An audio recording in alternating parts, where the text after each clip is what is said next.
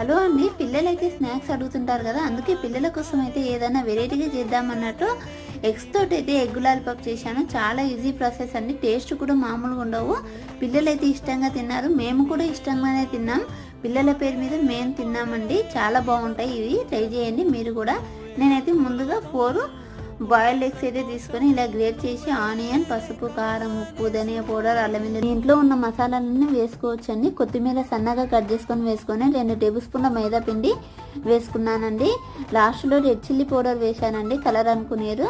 ఇలా బాల్లా చుట్టుకొని మనము పక్కన పెట్టుకోవాలండి. 1 బౌల్లో 1 ఎగ్గుని అయితే వేసుకొని మనము బాల్ని ఎగ్గులో ముంచి ఇలా బ్రెడ్ క్రమ్స్ని పైన వేసుకుంటే సరిపోతుందండి. నేను బ్రౌన్ బ్రెడ్ వేసానండి, మీ దగ్గర వైట్ బ్రెడ్ ఉంటే వైట్ బ్రెడ్ అయినా వేసుకోవచ్చు. చాలా కలర్ఫుల్గా ఉంటుంది వైట్ బ్రెడ్ అయితే. డీప్ ఫ్రై చేసుకుంటే సరిపోతుందండి. టేస్టీ స్నాక్స్ అయితే రెడీ అయినట్టే. మా ఛానల్ని సబ్స్క్రైబ్ చేసి మరెన్నో వీడియోలు మా ఛానల్